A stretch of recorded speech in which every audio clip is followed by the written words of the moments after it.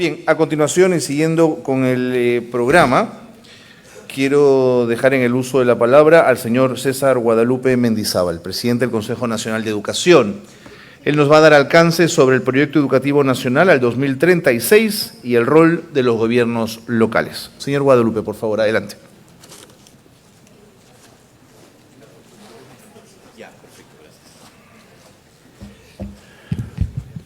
Buenos días, ciudadanas y ciudadanos peruanos, porque eso es lo que somos en primer lugar, más allá de autoridades, más allá de las funciones que cada uno de nosotros pueda circunstancialmente cumplir en la estructura del Estado.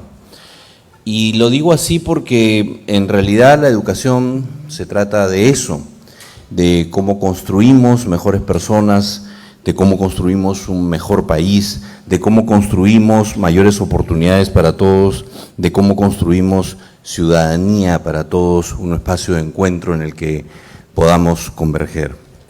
El Ministerio, quiero agradecer al Ministerio que nos solicitó al Consejo Nacional de Educación participar el día de hoy para comentarles algo que probablemente muchos de ustedes el año pasado hayan oído hablar y ver dónde estamos, que es el nuevo proyecto educativo nacional o la actualización del proyecto educativo nacional al 2036. Y para nosotros es muy importante porque estamos empezando un proceso, además en el Consejo, de retornar lo que vino de la consulta nacional desarrollada el año pasado, de la que seguramente muchos de ustedes han participado. Y en ese retorno, en realidad, hacer algunas cosas y hacer algunas precisiones y hacer algunos avances acerca hacia dónde queremos avanzar con la educación peruana, para lo cual, en realidad, lo que quisiera es compartir con ustedes tres ideas básicas. Una primera es hacer una brevísima introducción al proyecto educativo nacional, para qué es, cuál es el sentido de todo esto. Una segunda, contarles los principales atributos de lo que todavía es un borrador, todavía pueden pasar algunas cosas en los próximos meses, pero todavía es un borrador bastante avanzado del proyecto educativo nacional. Y tercero, una mención más como una invitación a ustedes respecto de cuál es la labor de los gobiernos locales o cuál es el lugar de los gobiernos locales dentro de una mirada de largo plazo a la educación peruana, ¿no? Entonces, para empezar, quisiera de contarles esto, ¿no? O sea, el proyecto educativo nacional básicamente es una respuesta a una pregunta: ¿cómo aseguramos continuidad en las políticas educativas en el país?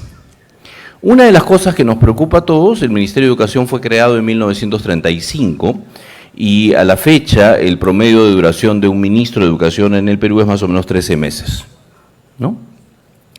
Muchas veces eso no significa necesariamente un cambio en las políticas, pero muchas veces significa cambio en las personas y eso trastoca mucho de las políticas, especialmente en un sistema profundamente centralista como el sistema educativo peruano.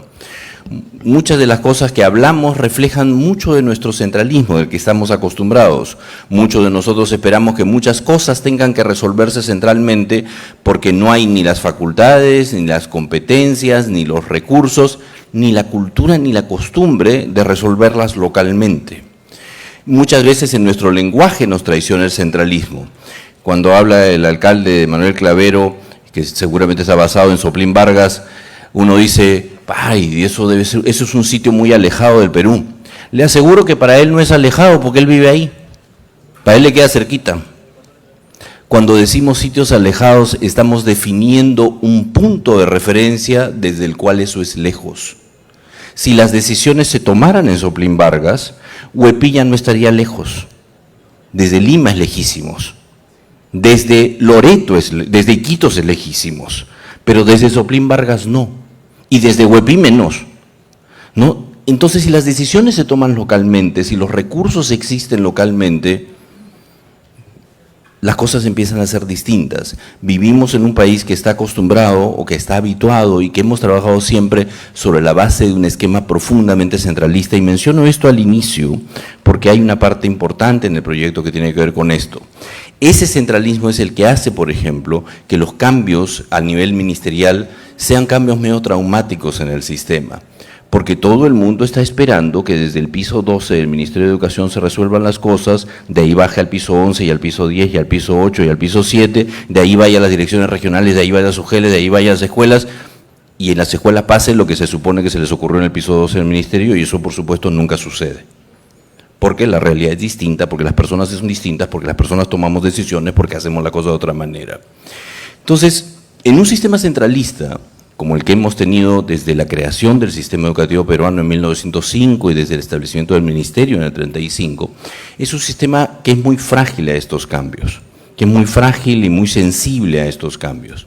Entonces, ¿cómo garantizar continuidad? En primer lugar, garantizar continuidad es continuidad no respecto del detalle de si hoy día el año escolar empezó en marzo o en algunos lugares empezó en abril porque hay lluvias o en otros lugares. Eso es perfecto. Es continuidad sobre lo más político de la política educativa, y digo político en el sentido más noble de la palabra político, que a veces está tan deteriorada en nuestros países. Lo político de la política educativa tiene que ver con las intenciones. ¿Para qué hacemos esto? ¿Hacia dónde queremos llegar? ¿Cuáles son los propósitos? Cuando la ministra señala, y el logo del ministerio, el lema del ministerio es hoy día hacer de Perú una mejor escuela, es porque pasa efectivamente eso. La escuela no es la escuela, las personas aprendemos en todos los espacios. Y al aprender en todos los espacios construimos el país que tenemos, con sus virtudes y con sus defectos. Y si queremos subsanar esos defectos, tenemos que en todos los espacios en los que vivimos ir en una dirección que permita construir algo mejor. Por ejemplo, espero que este es el primer MUNI educativo, seguramente habrá muchos más, y cuando la ministra pidió hace un rato a los alcaldes y alcaldesas que se pusieran de pie, yo esperaba ver 50% de alcaldes y 50% de alcaldesas, ¿no? Algo tenemos que hacer respecto de ello. Nuestra educación dentro de las escuelas tienen que hacer algo respecto de ello, pero no solo nuestra educación.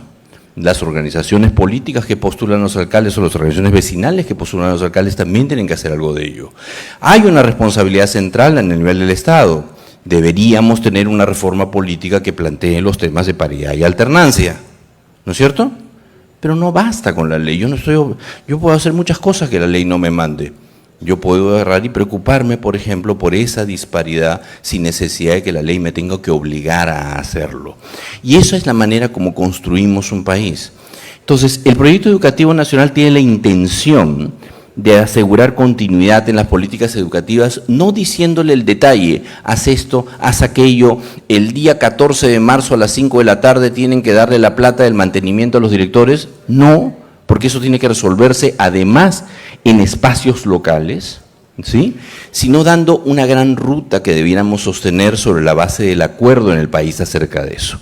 En ese sentido, el proyecto no es un listado de medidas, no es un listado de políticas, no es una camisa de fuerza que le dice a los alcaldes, ustedes en la ley orgánica de municipalidades tienen tales funciones de educación y nosotros les vamos a decir que tienen que cumplirla de manera así, así, así, así.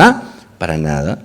Es un marco general, político, estratégico que fija rumbos, que fija propósitos, que fija qué es lo que queremos construir con nuestra educación en los próximos 15 años.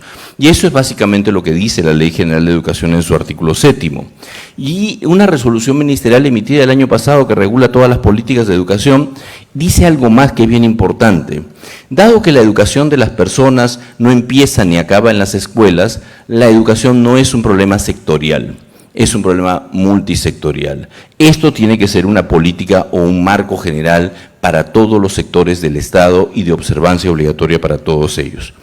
Hemos elaborado esto mediante un gran proceso de consulta del que han participado cerca de 250.000 personas en aproximadamente 90% de los distritos del país. Hemos tratado de llegar a donde hemos podido, creo que no lo hemos hecho tan mal, con saber experto, con consultas, con un filtro que es el ajuste de las cosas a los principios y valores democráticos. Si nosotros hacemos una consulta y la consulta dice que la educación debiera promover que se fusile a no sé cuántos, no lo vamos a aceptar porque eso atenta con los principios y valores democráticos que fundan la República. Esto debe ser aprobado más o menos a finales de abril en el Consejo de Ministros y debe ser incluido en el Sistema Nacional de Planificación como un marco que está antes de las políticas nacionales y por lo tanto precede las políticas nacionales de cada sector y los planes de desarrollo que se desarrollan a nivel tanto departamental como municipal, ¿sí?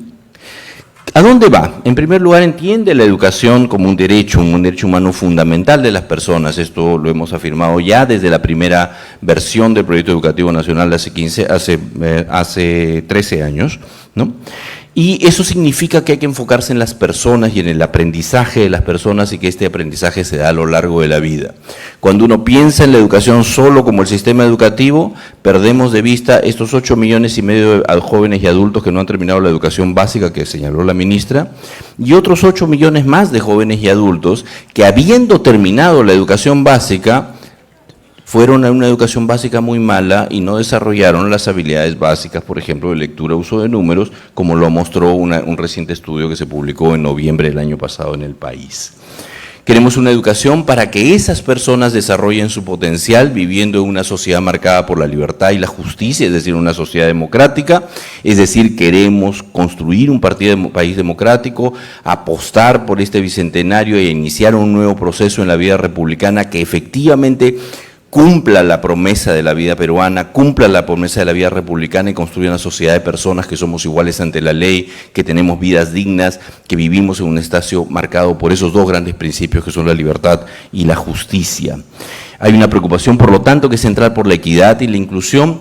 Si los derechos de las personas son derechos para algunos y no son derechos para otros, entonces no son derechos. Son ventajas de unos y desventajas de otros, dejan de ser derechos, los derechos tienen que ser universales, y apuesta por el desarrollo integral de las personas, no solo en lo académico, muchas veces nos fijamos en la lectura, las matemáticas, qué sé yo, pero hay cosas, por ejemplo, en la presentación de la ministra que son fundamentales.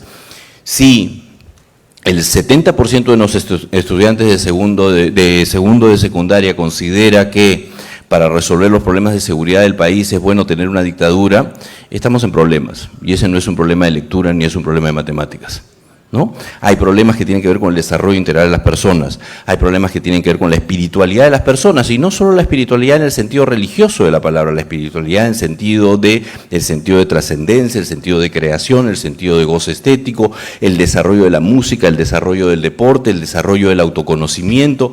Son todas esas cosas importantes que hacen a una sociedad mejor y a cada uno de nosotros una persona mejor, ¿no?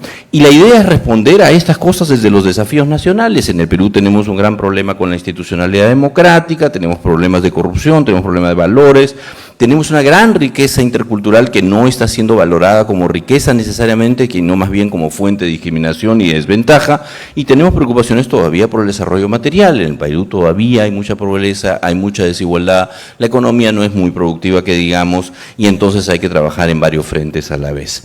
Y hay algunas tendencias globales acerca de lo que está pasando en el mundo que tiene que ver con la debilidad de la democracia y no solo con las nuevas tecnologías, tiene que ver con la conexión entre lo local, lo global y los espacios intermedios que existen en esto, tiene que ver con muchas otras dimensiones que hay que tomar en cuenta. Con eso en cuenta hemos formulado una visión hacia la cual quisiéramos llegar, hemos fijado algunos 4 propósitos que que creemos que debemos que resultan de esta consulta nacional de hacia dónde debiéramos enfocar las políticas educativas, las políticas multisectoriales vinculadas a educación y las políticas educativas en particular en los próximos años, y algunas orientaciones estratégicas que se las voy a contar muy rápido. La visión es esto que ustedes tienen ahí en la parte central. Básicamente habla de la necesidad de que todas las personas, es decir, resolviendo los problemas de inequidad que hay en el Perú, aprendamos, nos desarrollemos y prosperamos a lo largo de nuestras vidas, ¿no? La educación no empieza ni termina en la escuela, y eso explica muchas de las cosas que les voy a mencionar en un segundo. Que eso nos permite ejercer responsablemente nuestra libertad, porque la libertad se ejerce con responsabilidad. Son dos cosas que tienen que ir juntas en términos de una convicción ética sobre esto. Es el ejercicio responsable de la libertad de donde salen los derechos, y de la responsabilidad de donde salen las obligaciones que tenemos porque vivimos en colectividad, y eso funda una ética que es una ética que puede ser universal, una ética de la responsabilidad, de respeto, de la valoración del otro, que es la que nos permite construir una sociedad democrática, para construir nuestros propios proyectos de vida que pueden ser personales, individuales, pero que también tienen una dimensión colectiva. Si no construimos una sociedad de libertad y justicia, no hay forma que ninguno de nosotros desarrolle ningún proyecto personal. Las libertades individuales existen y solo pueden existir en el marco de una sociedad de libertades, una sociedad justa, ¿no? Dialogando entre generaciones, dialogando entre culturas, en una sociedad democrática, equitativa, inclusiva, que respeta y valora, no tolera la diversidad. La diversidad no es algo que hay que tolerar, hay que algo que aguantar. Usted es diferente a mí, yo lo respeto y lo tolero, me lo aguanto como si fuera un problema. La diferencia es fuente de aprendizaje para todos nosotros. La cohesión social no se da por la unanimidad, por la homogeneidad, porque todos somos igualitos. Se da porque todos en nuestras diferencias nos reconocemos como personas iguales en dignidad, más allá de cualquier otra diferencia. Y valoramos, por tanto, eso si trabajamos en función de la sostenibilidad del país, de la sostenibilidad ambiental en general, perdón. Y alrededor de eso 4 grandes propósitos, a los que creemos que la educación debe enfocarse en los próximos años: vida ciudadana, inclusión y equidad, bienestar socioemocional. Los problemas socioemocionales del país no son pequeños y por eso hemos querido darle un poco más de énfasis aquí, y los problemas que tienen que ver con bienestar material y productividad, que tiene que ver con la dimensión económico-productiva. Entonces, ¿cómo la educación se enfoca en estos años en estas cosas? Insisto, es un gran marco. Esto no les va a decir a ustedes qué tienen que hacer, a nadie le va a decir qué tienen que hacer. Lo que dice es, este es el acuerdo que hemos logrado en el país, hacia dónde queremos movernos, e identifica algunas palancas grandes que son estas orientaciones estratégicas. Y esas orientaciones estratégicas las hemos construido en 2 planos. Orientaciones que están dirigidas a las personas en general, a los actores en general. La educación empieza, en primer lugar, en las familias y en los hogares.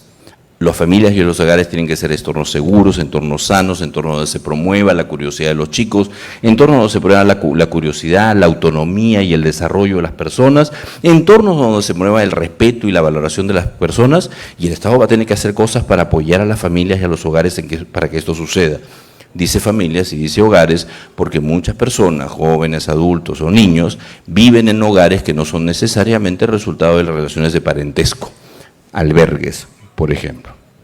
Segundo, las personas que trabajan directamente en el mundo de educación, en primer lugar los docentes, cómo tienen que, cuáles son los puntos básicos que tienen que ver con el ejercicio de la profesión docente que puede ayudar a contribuir a esta construcción. Lo mismo con directores, lo mismo con otros agentes educativos y lo mismo con la sociedad en general. Todos educamos en todos los espacios haciendo lo que hacemos, ¿sí? Y hay algunas otras que tienen que ver con la transformación, porque hay que transformar el sistema educativo tal y como lo conocemos. El sistema educativo tal y como nos conocemos nos permite y nos ha permitido en los últimos 20, 25 años mejorar algunas cosas. Cuando la ministra dice 3 de cada niño en el grado tal lee más o menos lo que aceptablemente, eso, aunque parezca mentira porque es digamos, una situación muy dolorosa, eso es el resultado de que en los últimos 20 y tantos años hemos mejorado. Antes era peor. A veces bromeo, esto siempre lo comentamos con la ministra, y digo, esto es como que el Perú en los últimos 25 años ha subido 15 pisos, ha hecho un esfuerzo inmenso para subir 15 pisos, pero como estábamos en el sótano 15, recién estamos llegando al suelo. ¿Ya? No hay que desconocer el esfuerzo, no hay que desconocer el progreso, pero eso no significa desconocer dónde estamos y los problemas que tenemos, y que el ritmo de progreso, como a mí me señalaron las ministras, es un ritmo tímido. Tenemos que hacer cosas que permitan quebrar eso y atender problemas importantes, que tienen que ver con brechas, tienen que ver con el embarazo adolescente y la no conclusión de la secundaria, tienen que ver con brechas de aprendizaje, tienen que ver con la profunda segregación que hay en el sistema educativo, que afecta en muchas dimensiones la vida de las personas y nos impide, construir una sociedad más cohesionada y democrática. Tiene que ver con los aprendizajes, pero no solo por los aprendizajes de que efectivamente los chicos no van a un aula para sentarse, solo para sentarse un número de horas, sino para aprender, sino con el reconocimiento de las cosas que todos aprendemos a lo largo de la vida y que son valiosísimas, y que hoy día el sistema muy limitadamente reconoce y que debería permitirnos hacer un montón de otras cosas. Cómo nos enfocamos en el aprendizaje, en lo que la gente sabe hacer, y no nos enfocamos en el cartón, que muchas veces no dice nada. Muchas veces, y ustedes lo saben, hay títulos profesionales y grados académicos en el Perú, que ahí están los grados, pero que en realidad no certifican nada, porque para empezar, por ejemplo, mi primer grado de bachiller en la universidad, o el título de licenciado en la universidad, lo obtuve hace tanto tiempo que en realidad no dice nada respecto de las cosas que sé o no sé hacer a estas alturas del partido. Debería haber un espacio donde yo pueda mostrar que puedo hacer determinadas cosas, y eso ser, felizmente mi trabajo sí es así, pero digamos, eso ser el camino con el cual uno construye su trayectoria profesional, laboral. Tercero, lo que hemos estado diciendo, no podemos seguir teniendo un sistema centralizado, necesitamos un sistema que descanse crecientemente en la autonomía de las instituciones educativas. Si las decisiones se toman en la institución educativa, ya no hay que esperar que el ministerio o la dirección regional o el GEL haga cosas, ¿no? Ya está. Y ahí se pueden tomar las decisiones conociendo el territorio, conociendo la realidad, siempre y cuando se cumplan algunas condiciones. Si yo agarro una escuela unidocente de su distrito y que está ahí en medio de la selva, en alguna parte del valle del río Putumayo, y le digo, ahora tú eres autónomo y nada más pasa, en realidad eso no es autonomía, eso es abandono. Autonomía significa, uno, brindar recursos y condiciones para trabajar, y dos, crear, lo que señalaba la ministra, espacios y redes de colaboración para el trabajo colegiado. El ejercicio profesional requiere de colaboración, conversar con colegas para ver cómo decidir las cosas y de una estructura de recursos y soportes sin el cual eso no va a funcionar. Y tercero, requiere de algún mecanismo efectivo de supervisión que sea, digamos, independiente de los supervisados. Si uno le da autonomía y no hay un contrapeso, esa autonomía puede derivar en cualquier dirección, como nos ha pasado con el sistema universitario en las últimas décadas y ahora estamos tratando de corregir. Autonomía supone recursos, autonomía supone capacidades, autonomía supone competencias, autonomía supone escala para poder conversar con colegas y ejercer el juicio profesional, por un lado, y por otro lado un contrapeso para evitar que esto se desvíe y no cumpla las finalidades que tiene que cumplir. Como somos autónomos y no nos gusta ir a ese pueblo, vamos a cerrar ese local y ya nadie va a atender y los niños que están en ese local se van a quedar sin escuela. Eso no puede pasar, esa no es la idea de la autonomía. Tres cosas que son fundamentales ahí para modificar el sistema y tres más que también son importantes en la misma dirección. La lógica de financiamiento. Tenemos que saber cuánto necesita invertirse en distintos contextos. No cuesta lo mismo la educación acá a 2 cuadras en Santa Beatriz que lo que pueda costar o en Huepí o en Nueva Esperanza en Purús o en cualquier otra parte del país. Tenemos que tener un procedimiento que nos permita decir aquí una escuela con 100 niños cuesta tanto y en poner esos recursos, si no estamos en problemas. Necesitamos profesionalizar el servicio civil en educación, no podemos seguir como estamos, que crea todos estos terremotos cada vez que hay cambio de gestión, y tenemos que promover la investigación, la ciencia y tecnología en general en el país para que todas estas cosas también converjan en las posibilidades mayores de desarrollo.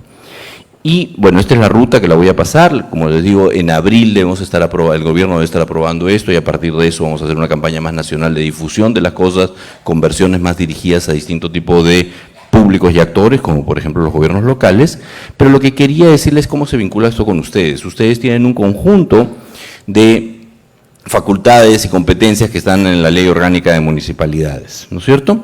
Esto, para empezar, no es una camisa de fuerza, no modifica nada de lo que está ahí. La idea es dar coherencia nacional a lo que ustedes pueden hacer legítimamente con su propia iniciativa, que no tiene que ver solamente con la infraestructura. Es importantísimo el tema de la infraestructura, pero ustedes, por ejemplo, la municipalidad del distrito en el que yo vivo es fundamental para prestar servicios educativos a los adultos mayores, y espacios de cuidado y de protección de los adultos mayores, y espacios de reproducción y de la cultura local, donde las personas mayores de la comunidad pueden recontar sus historias y encontrarse entre ellos, espacios donde ese tipo, todo el tema de bibliotecas municipales, pero no solo bibliotecas, toda la actividad educativo-cultural que está asociada a esto es fundamental para ir no solo a las escuelas, sino para poder crear una escala en la comunidad, para que la comunidad eduque en el sentido del país que queremos construir.